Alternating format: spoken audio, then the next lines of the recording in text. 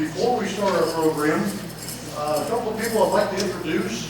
We have a new member of the school board, Angela Knighton here. Glad to have you here with us, Angela. And we have our city manager with us today. Thank you for being here, Dawn. Good thing to have you. Always nice to see your smiling face. So I think Brandon's got a few words to say prior to starting the program. Yeah.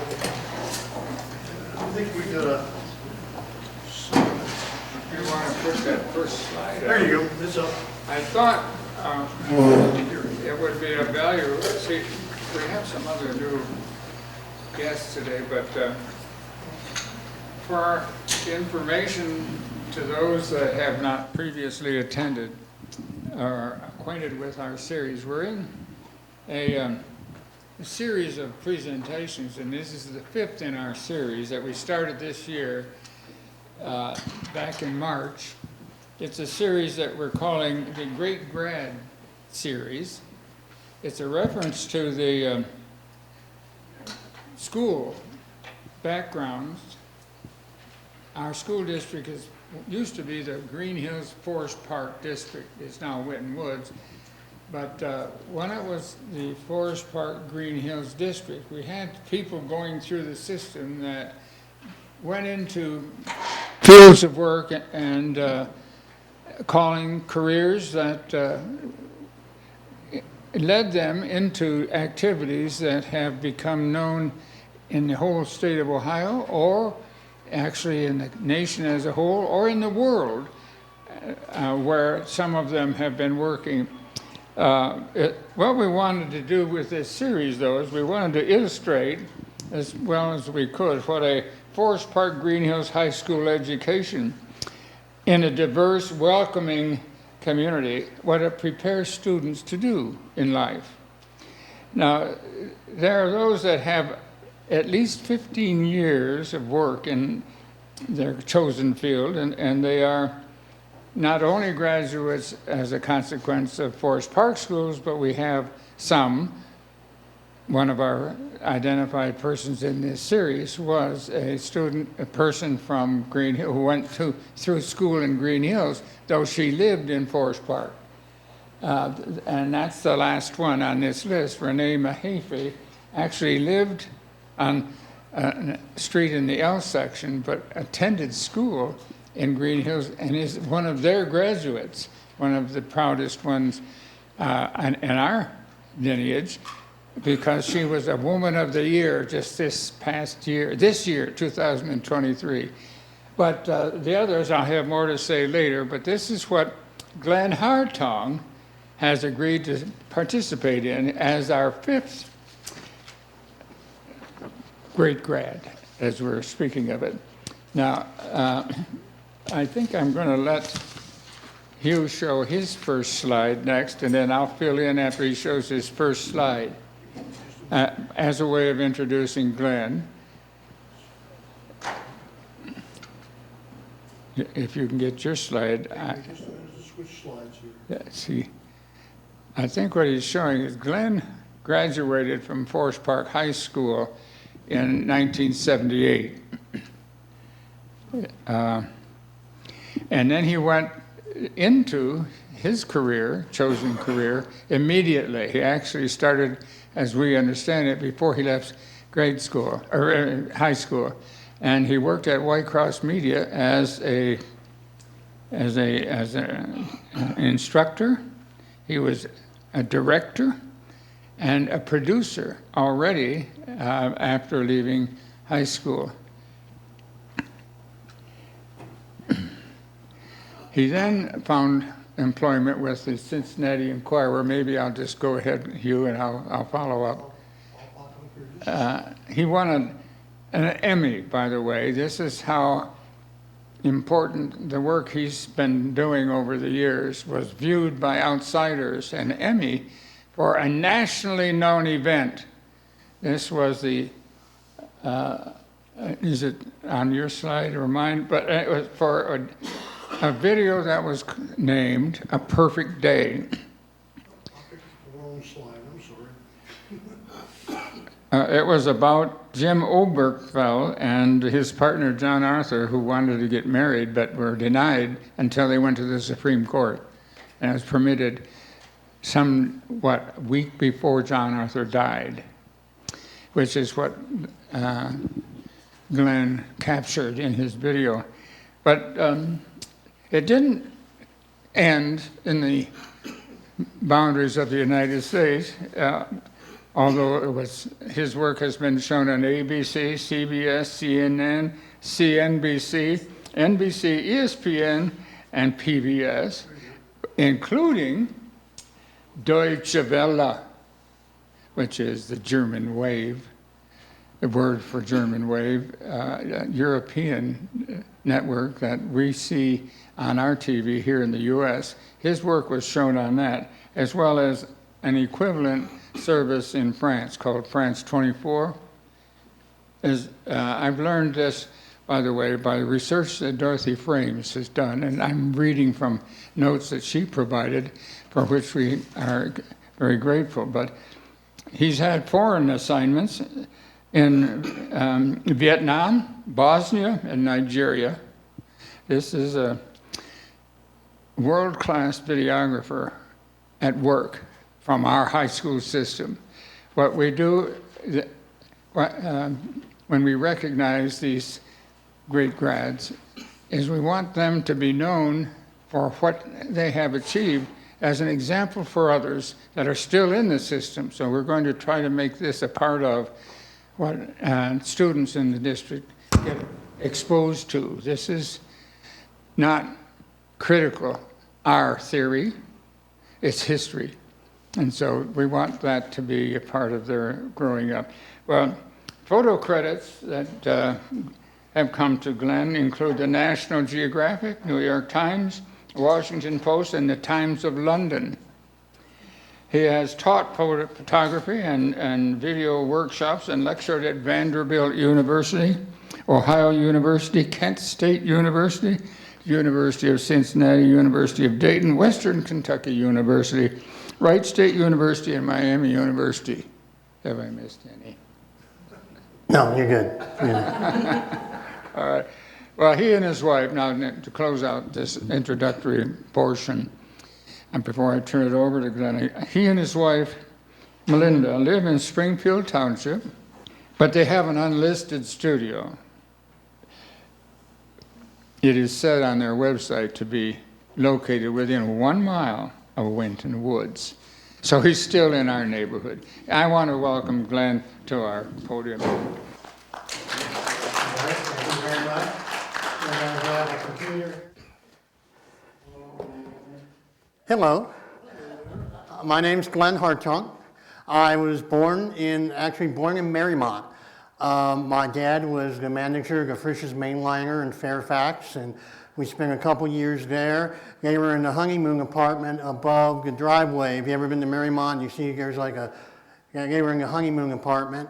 And then when they started building houses in Forest Park, like so many people in the early 60s, decided to move out to the suburbs. And we were in one of the first of 3 houses built on Northland Boulevard. We were right there in Northland and Waycross. And it's cool because I could be in my bedroom as a little kid, I'd look out the front window and I could see them combining corn at the farmer's field. That's where Revere Village and Ohio Station, I don't know if you remember, Ohio Station went there.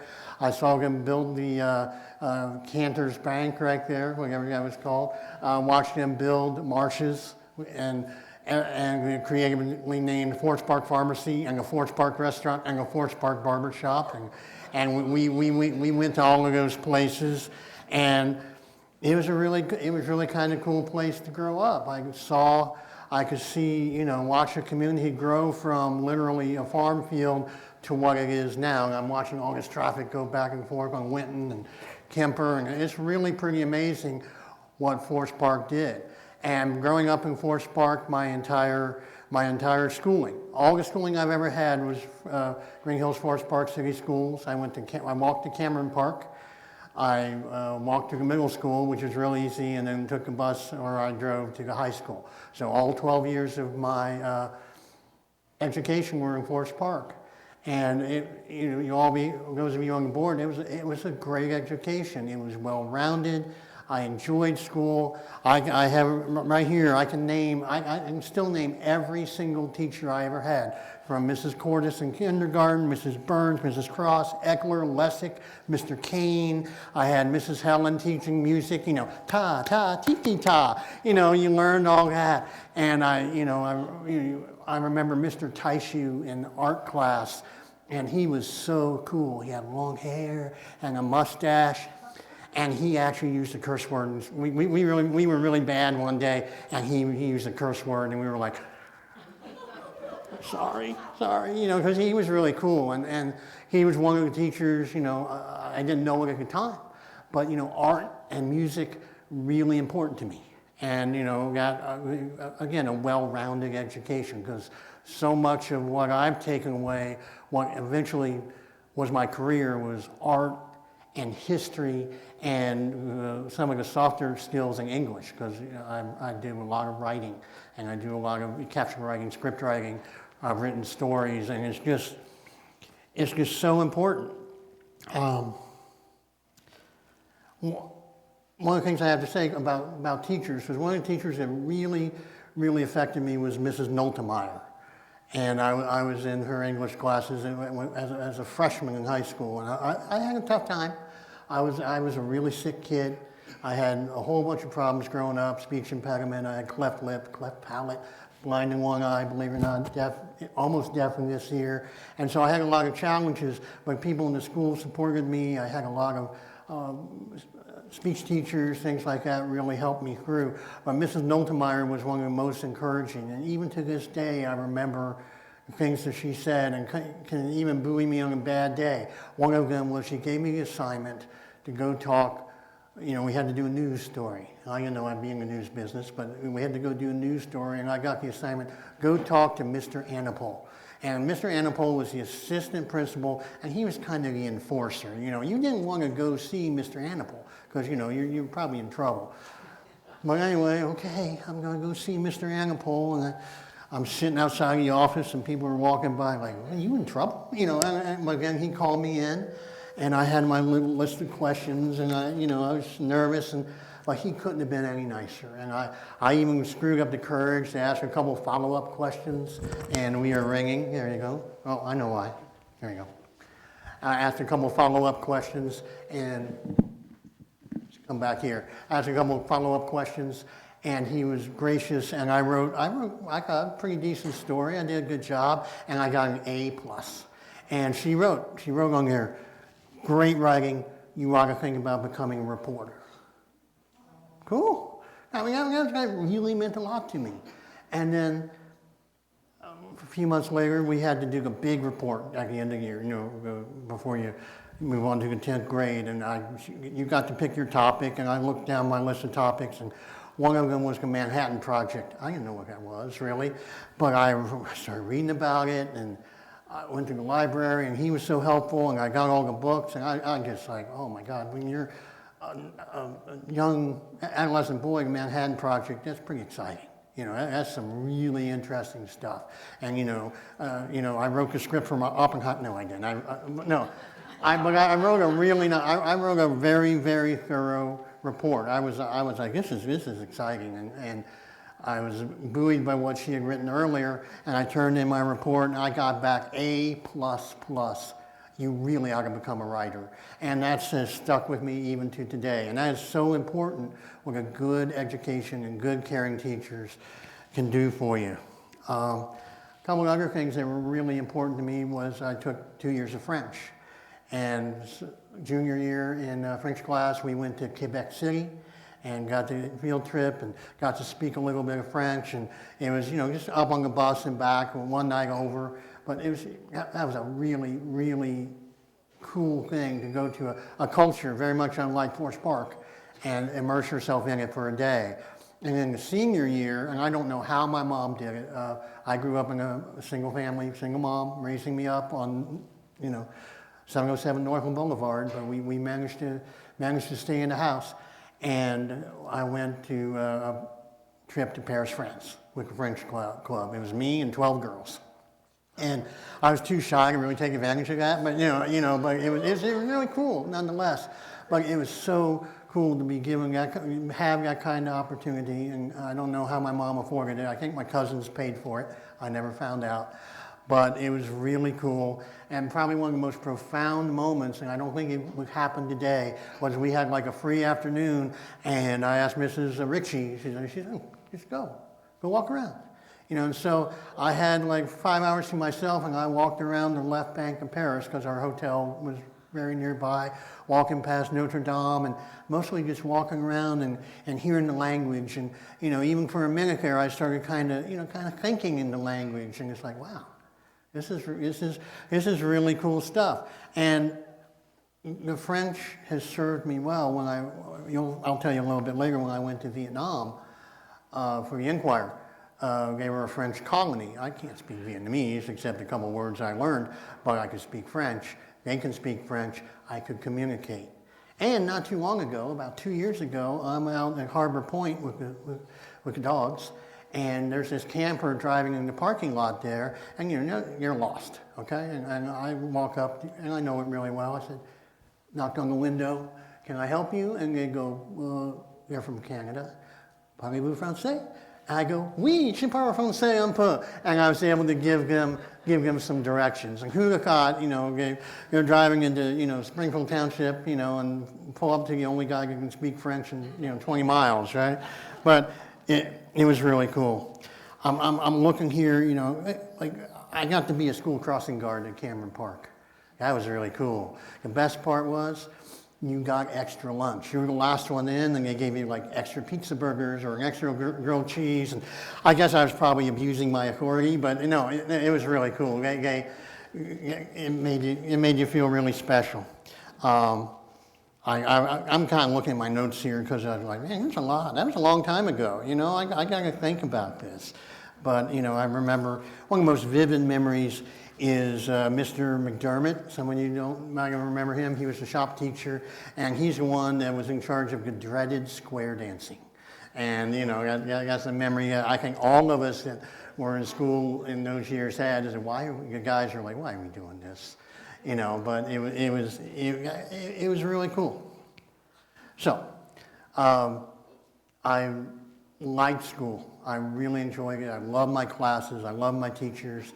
I took 2 years of chemistry, Chem 1 and Chem 2, I didn't repeat. 2 years of chemistry because I liked Mr. Brandt so well. I don't know if some of you know Mr. Brandt. He was really cool. And it's important to me because I was a son of a single mom. There's some male role models that Mr. Kane, Mr. Dixon, Mr. McCauley, Mr. Taisu, so many of these guys really meant a lot to me.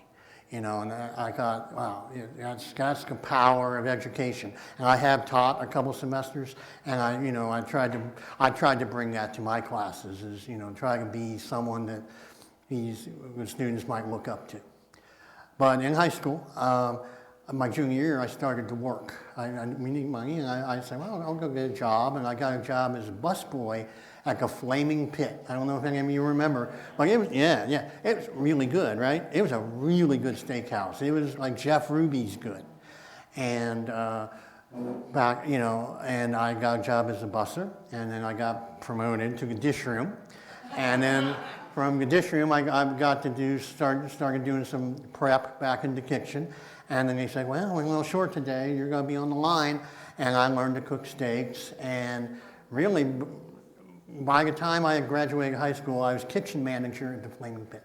So I had the genes from my dad, who was the Frisch's manager. So I had food service in my blood, or grease in my blood, or something like that. But I enjoyed food service, and I really liked working because I found I was able to communicate well with people I worked with. You work hard, it pays off. There was a real cause and effect that I could see for work.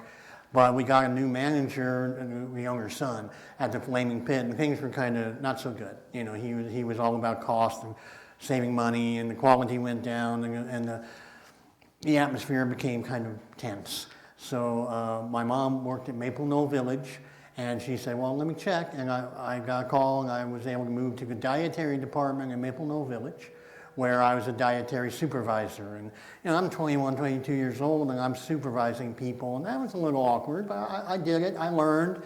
Everyone was older than me, way more experienced than me, but they thought I was cute. And I mostly checked the temperature of all the food. And in a nursing home at 1,200 meals a day, that's really important, because if you have food poisoning in a nursing home, you can kill a lot of people. So it had responsibility, and it was important.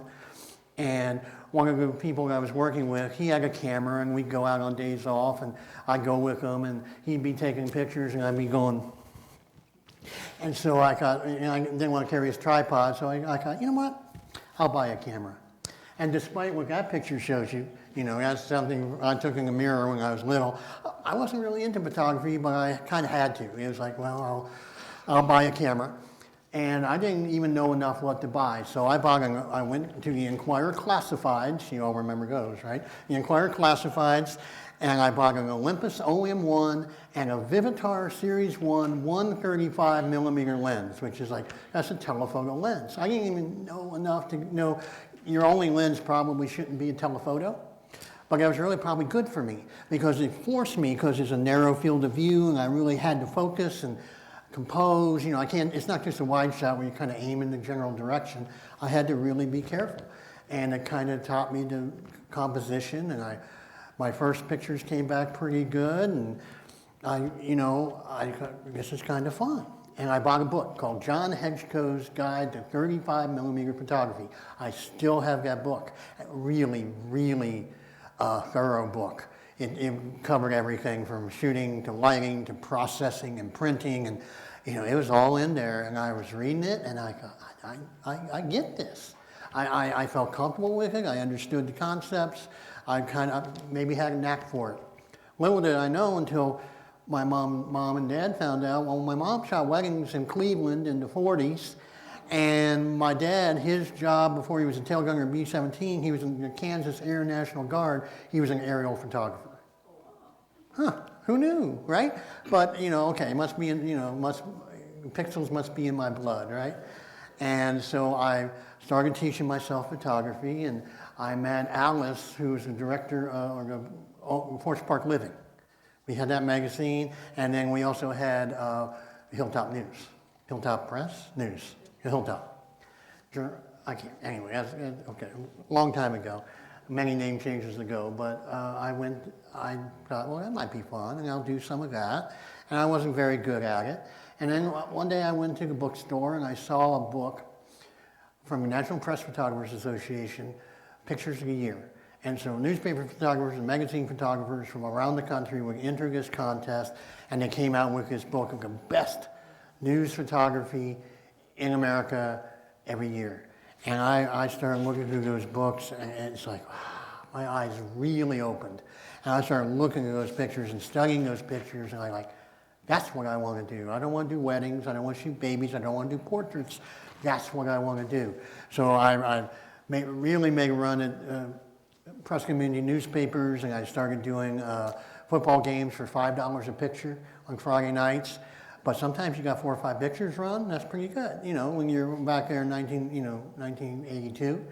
And I started doing more and more of that.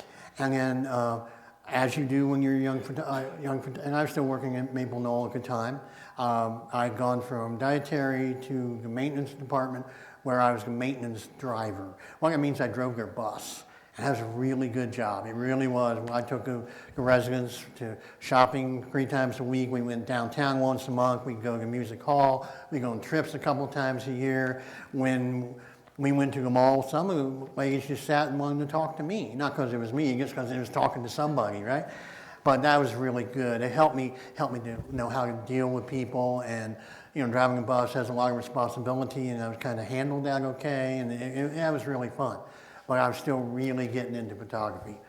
And one of the things, like one day when I was, I would go like to Oktoberfest on a weekend just to take pictures just for me, to learn and to have stuff to take a picture of.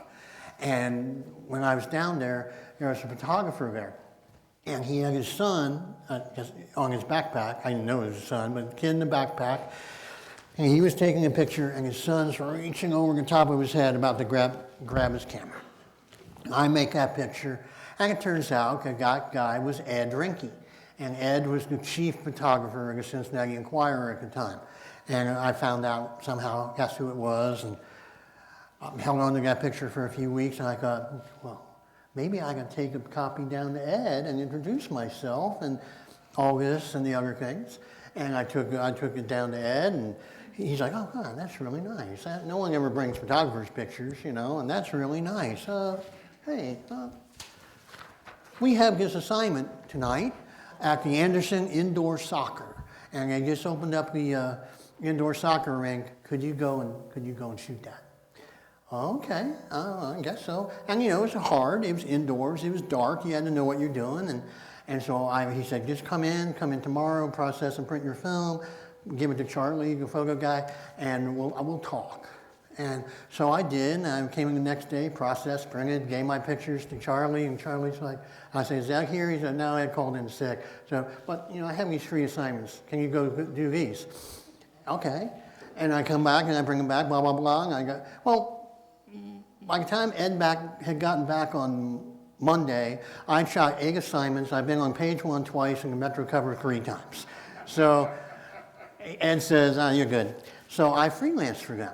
I freelanced for the Enquirer and Cincinnati Magazine and some people, but I did a lot of freelancing for the Enquirer, a lot. And then one day, Liz calls me into the office, and she was a photo director, new photo director. She says, Glenn, I got to talk to you. Uh-oh, what'd I do? You know, what I messed up a caption or something? Sit down. I need you to go home. I went, why? I said, because on Monday you're starting on staff. You've worked 87 days in a row, and we're going to bring you in as on top scale, and you're going to start 2 nights a week on the photo desk, 3 nights a week on the street. You're on staff, and that's how I got on staff at the Enquirer. I guess kind of an unusual way, but worked and shot and just learned by doing. And there were a lot of great photographers there that helped me out. Some that didn't, you know, but. You know, it was a great group of photographers, and at the Enquirer, I was there for 26 years as 25, most of the time as a staff photographer. Last 3 or 4 years, I was mostly a video producer. And I was a video producer because during all this time that I was doing all this stuff in Maple Knoll and working my way up in the Enquirer, I also volunteered at Waycross Community Media. Because or television back then, Waycross Community Television, because I heard through somewhere that said, you know, you can borrow broadcast quality video equipment and they let you use it. I'm like, no, they don't. Oh, really, they do. And I went and I found out where it was, and that's when they were actually on Northland Boulevard. They hadn't moved they were still building the studio, and talked to Greg Vaughter. And he said yes, and then, you know, I came back a few weeks later, and they moved into the studio, and Tony back there came in right in front of me or right behind me, and learned a lot about video, a lot, and because you could, and I was never on staff, I was always a volunteer, but man, it is the best, you can't go to UC or Xavier or anywhere and not get that much experience actually doing the work as you could at Waycross. And it's just what a great place to learn. And we were all kind of teaching ourselves, you know, how you do this. You know, you watch TV and then kind of emulate what's being done. And sometimes we did it better, and sometimes we did it worse. But mostly it was equipment limitation. It wasn't because we didn't have the desire. But I was with the Enquirer, and what's my timer say? Hey, oh, good. So. One of the things people ask me is, wow, what's some of the exciting things you get to shoot? Presidential campaigns are certainly one of them, but this is a case, and I use this in my photojournalism class. My press pass was a hindrance, you know, and not a help, because this was in Wilmington. I was not one of the National Time or Newsweek or AP. I was from the out-of-town newspaper, so I didn't even get on the riser. They said, well, you got to be in the back, and being in the back means I'm here. Clinton's over there across the street. I got all the people in front of me, and it's like, I can't make a decent picture doing that. So I took my press pass, I put it in my pocket, and I just slowly walked, and just worked my way up to the front in hopes that he would work the rope line after his speech, and lo and behold, he did. And you can see the Secret Service guys kind of like, what are you doing here? But it made a good picture. And one of the things we always try to do is put someone where they couldn't be. And most people can't be within 5 feet of a presidential candidate. And that's where we always try to put the readers. Put them somewhere interesting. Speaking of somewhere else where you're not allowed to be, this was real fun because we always had to go do what's called a feature picture. It's not pegged on a news event. It's just a feature picture, something interesting, and we can filler for the paper a lot of times. So our editor happened to be sitting in the newsroom, look down 2 blocks down the street, and goes, "Huh, there's a window washer down there." I went, "Huh, let me go see what I can do." And so I called the building manager at 312 Walnut, and I said, "Hey, can I get up on your roof and shoot your window washer?" And he's like, okay. So some maintenance guy comes and gets me, and we go up and we work our way up to the roof, and there's this little catwalk. And he said, "You go ahead and do it. I'm not going out there." And so I'm up here with my camera, and I lean out over, and I go, "Hey, how you doing?" I scared him. He doesn't get visitors on his job very often. So his name was Howard Newby from Batavia. I still remember the name. He was as nice as could be. I made a few pictures, and that was kind of fun. That was a good surprise. Pete Rose. When I was first starting out, Pete Rose, was absolutely huge. It's kind of sad story.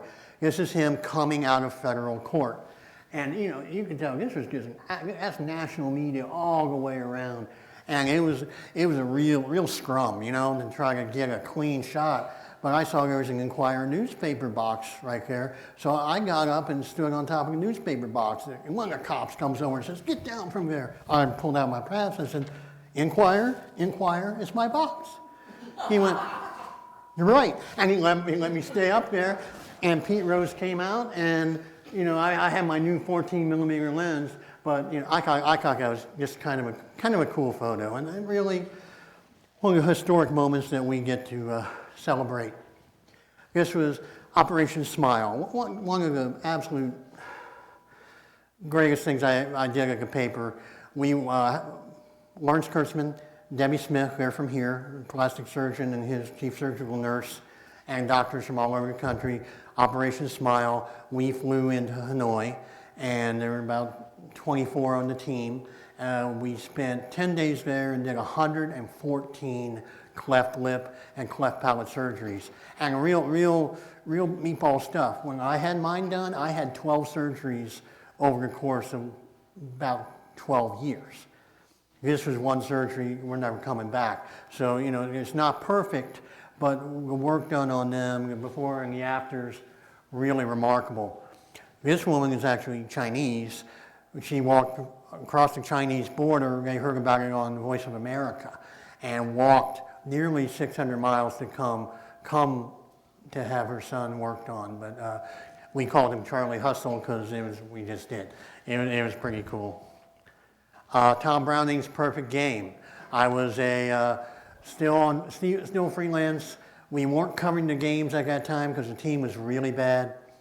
But I was coming back from a high school football game, and I heard on the radio with Marty and Joe that he was working a perfect game. I got on the walkie-talkie. I called the staffer, Gary Landers. I said, "We got to get down to the stadium now." And I pulled in the alley behind the Enquirer. Gary came with lenses and his camera bodies, and let's just say we made really good time getting down to the stadium. And I might have run a red light or two. Anyway, we made it to the stadium, walking behind home plate. He was walking up to the mound, and you're not supposed to do anything once he's walking up to the mound. The cops knew us, looked at us.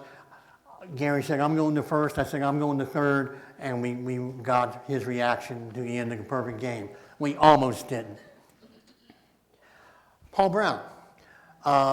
First time I think I ever took charge of a photo assignment, and we were doing, me and Greg Horde were doing a profile on Paul Brown, because he was about to step down and let Mike take over.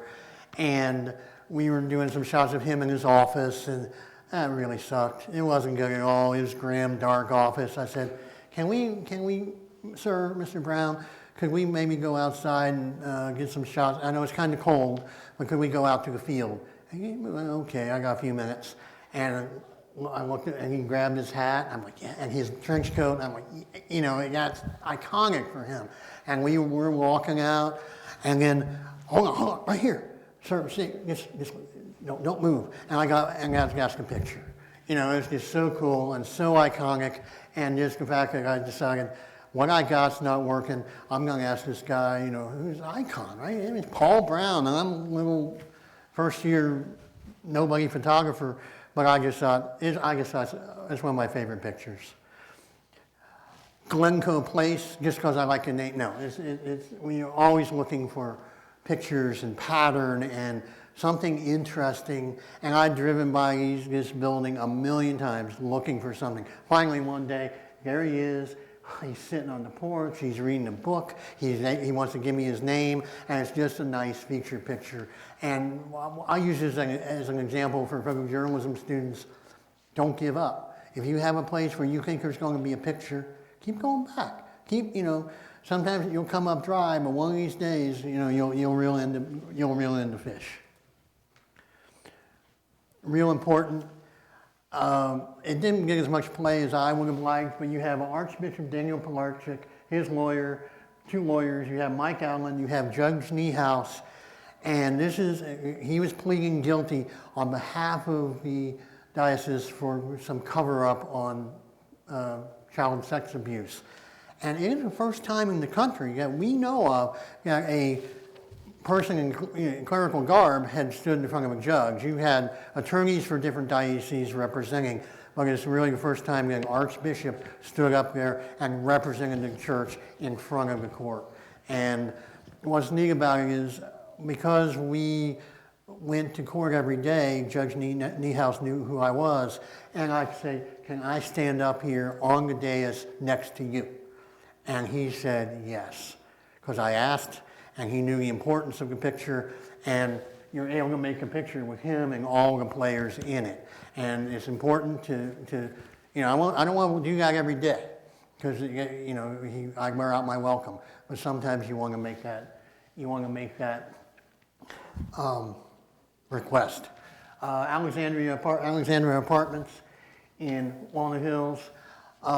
I covered a lot of spot news. I loved spot news. It's just, some people love sports. I love spot news. It's the biggest thing going on in town that day. This was a big fire in the Alexandra. It had a backdraft inside. The roof blew off. I'm standing next to Chief Kuhn, and he looks at me. He's as white as his helmet, because he thought he had guys in there at the time. And luckily, he didn't, because they had backed out. They saw what was going to happen, and they backed out. I just hit my timer. Do I have a couple more minutes? You let me, all right? Mike Riley. This told me the importance of looking around, looking behind you, looking off to the side, looking for reaction is as important as the reaction. And they had rescued, kids survived, but they had rescued a 3-year-old and a 6-year-old out of an apartment over the Rhine. They transported them, and they eventually were fine. He's one of the people who did the rescue, and I walked around, and I saw that, and I knew something was up, and I have to go get his name, and I have to ask. He says, I'm Mike Riley. I said, can I ask? He says, yeah, I have a kid 3 and a kid 6, and it's just, oh, okay.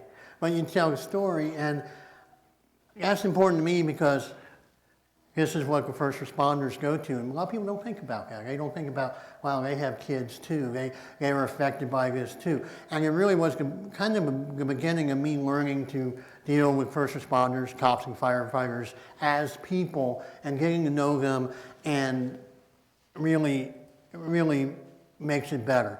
Again, another case of turning around. Yes, I heard this was the tornadoes that hit Blue Ash right there by Sycamore High School, and I heard, hey, come together, come with me, and I turned around and they were gathering for prayer, and it just really it's really nice. In my opinion, I think it's a nice picture because you see, despite this destruction around them, they're together and they're praying together and there's strength together, and they found strength in that moment. And I think a reader can see that too and realize, wow, this is people, surviving a really tough moment. I went and talked to them. I had to get all their names, and they had no problem. They understood why we were there. These are the floods. This is the one that made National Geographic. And this was in New Richmond when they had the big floods. I got stationed out in Moscow and New Richmond and spent the day, and I'd drive back. We didn't have digital back then. But it's like, I'm asking a fireman, well, can I ride with you in your boat? Sure. So that's, again, where you can't be, I try to be for you. And that's all good visual storytelling does that. Oscar Armstrong. Oscar Armstrong is a firefighter that died in a fire at Laidlaw Avenue in Bond Hill. It's probably the hardest moment I ever personally had to deal with, most traumatic thing, because I was at the fire when Oscar came out the window. He had gotten caught in a flashover. He was seriously burned. It was obvious he wasn't going to survive. I was there. I documented it. And then I said, well, I want to see this through. So I talked to the chief and I talked to the union, and the firefighters union said, yeah, whatever you want, because I developed a relationship. And this is like 4 in the morning. They never left. There was always 2 firefighters in uniform in the room with Oscar from the moment he left the fire ground until the moment he was buried. There was firefighters with him. And here they're practicing folding the flag, because they're also both honor guard guys, but they also folded some flags, and they had them so the chief and like his other family members could get the folded flag, as well as his fiancée and his mother. So they were practicing, and I got to be there for that. No one else was, and that's an honor and also a responsibility.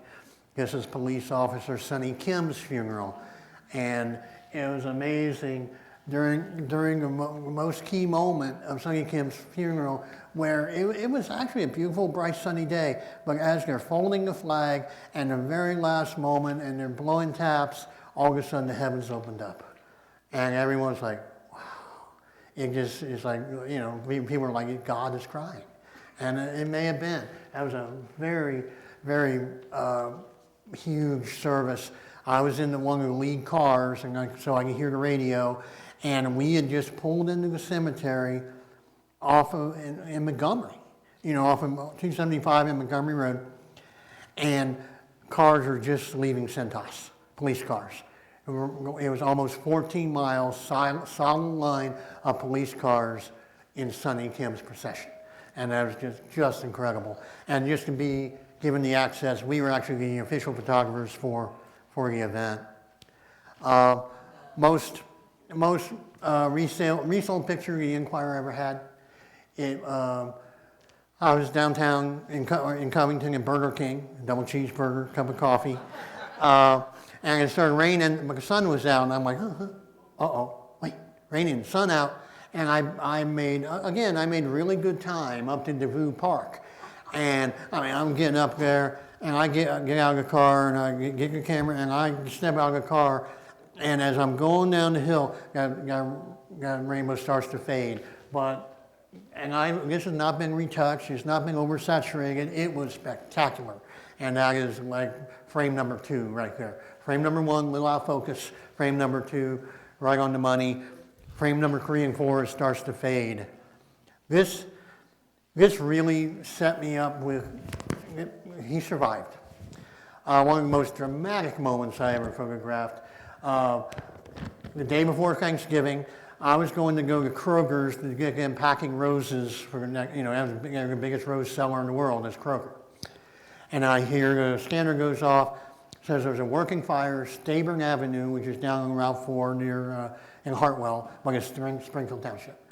Working fire, people trapped, so on and so forth. I was pretty close. So I turned around, went down Route 4, again, made good time, got there, and as I get there, it was snowy, it was icy, it was crazy. I'm backing up, and there, Dennis Palmer, from Springfield Township is carrying a little 7-year-old to the ambulance, carrying them, and I go, wow, that's great. I got this, and I got him putting them in the ambulance, and I'm going around to see what's going on at the house, and I hear them yell, he's alive! And I hear them, and I look up, and they roll Dennis Palmer, or Dennis Rogers, down into waiting arms of Tom there, and carry him down, and he survived.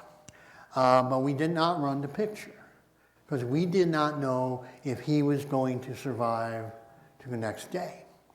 And some people would say, well, aren't you really mad? I'm really not, because if he had not survived, I don't think we should have run that picture. But we didn't know, we didn't run it. It did run, I did get permission to send it to Life magazine though, and they ran it gatefold double truck inside, which is a folded out, full bleed, two things wide in Life magazine. So that was pretty cool. And we did enter it in the Pulitzers, but because it had never been published in a newspaper, it was not eligible. So, but it was, and I took pictures to the firefighters, and you know, I live in Springfield Township, and near Springfield Township. It's also how you tell a story. This is the fire scene where Robin Brocksterman and Brian Shira of Coleraine Township died up on Squirrel's Nest. And that was a very hard scene because I knew the Coleraine people really well. I'm really close friends with Robin's fiance at the time, who was also a firefighter, and he showed up right about when I did. And they knew what was happening, and I turned around and they were gathering in prayer for Robin and Brian. And I thought, that's a really, really powerful picture that tells the story without being gruesome. One of the best things we did, I worked with Sherry Coolidge on lead paint in Cincinnati. And the health department was kind of not doing what they should be doing, not doing as much. And so we started talking to people about houses, lead paint, how to get landlords to encapsulate it or get rid of it. And we talked to a lot of people, and I made pictures of kids going through screening and this, that, and the other thing, but I didn't have the picture.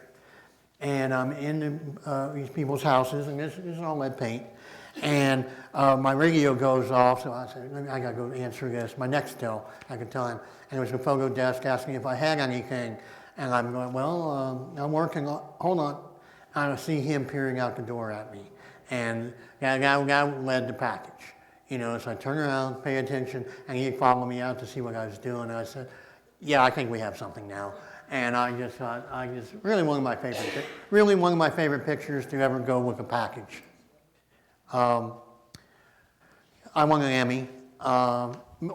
Carrie Cochran and I won an Emmy. Carrie was the other producer on the project. And this is Jim Obergefell on the left, John Archer on the right. They were a couple from Cincinnati. And John had ALS. And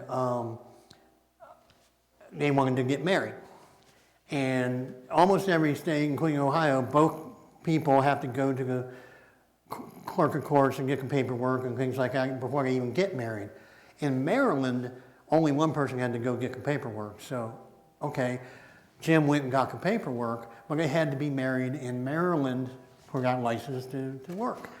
So they said, well, we're going to have to take a van or something. And it's like, no, he's too sick.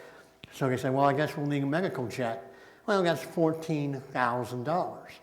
But they said something to some people, and all of a sudden all his friends got together, and friends and people in the neighborhood and people that knew him and people that didn't know him, they raised that $14,000 like that, because everyone liked John and Jim. And that was a feature story we were doing. Julie Irwin was a reporter, and we did the feature story, and it was really cool. I was like, oh, that's a nice little story, right? And we said, can we go shoot the wedding? And well, you can't fit in the plane, but yeah, you can meet us out there. So Carrie Cochran stayed behind, and they were waving flags and, you know, goodbye. And I flew ahead and, to meet the plane. I had to fly commercial take a cab to the corporate airport, and I had to sign a release saying I won't show any tail numbers because Robert Kraft went through there while I was there, and some Russian mobsters, I swear. I mean, it's like, it was crazy what was going through there. But I said, well, you know, you can go in the plane, and so I documented on video and photo the entire ceremony. It was me, and Paulette is John's aunt, and the nurse is hiding behind the seat there. But I documented it, and we made a pretty quick turnaround, and we put the whole wedding up online, and it went everywhere. And one of the people that saw it was Al Gerhardstein, which is a civil rights attorney here in Cincinnati. And he saw that, and he went, and he called John, or Jim. He said, Jim, you know that when John dies in Ohio, your name won't be on the marriage certificate as his husband in Ohio, on the death certificate. And I want to make sure that can't happen. I want to take it to court. And so they did. And Al knew, he got a whole team in place with Supreme Court experience, and it went to the Supreme Court. And that turned out to be Obergefell versus Hodges. And because, you know, partially because they saw it, the picture and the video I did, and that's really profound. And then I went with John, or Jim, when he went to the Supreme Court, and we're sitting outside the Supreme Court, and Vernon Jordan is sitting here right next to him, and it's really, really amazing stuff. And that's me. So, and now I left the Inquirer in 2015. I'm a documentary filmmaker, mostly now, do a lot of corporate stuff too. But I'm doing a thing on Fred Shuttle's work, and we still do a lot of work. I'm not retired. I just have a different boss, me. Hard to work for. So, because of the time, I think we're good. So, I'm here all week. All right, no. Okay. Anyone got any questions? Yeah.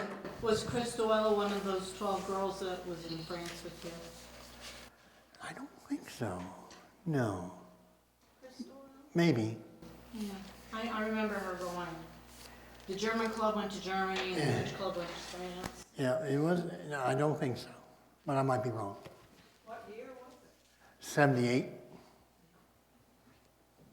Any other questions? Please speak into the microphone for the record. Anyone with another question?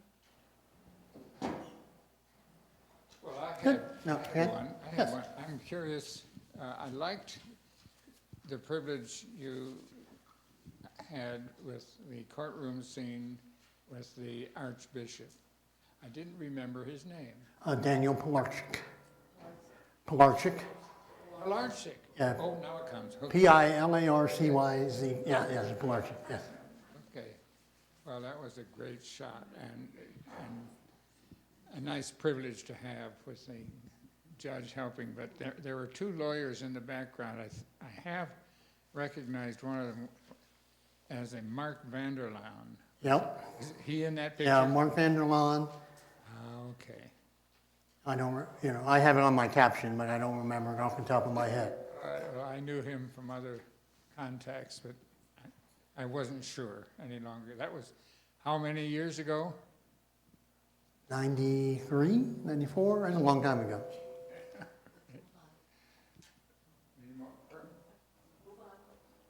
All right, well, we have something to show our appreciation, Glenn. We want you to recognize our district by having one of its spirit wear. Oh, thanks. But it's not Forest Park anymore. Oh, no, I know. That's one of the stories I covered was when they closed Greenhills High School, and and a combination, and I covered that story because I knew it. Oh, that's cool. Well, I know what to wear to the game now. But here's the thing. It may be a bad size, in which case you're free to exchange it with the new Office of Spiritwear in the North Campus building here in the new building. Excellent. Thank you very much. You're welcome. And my thanks to you. Many thanks.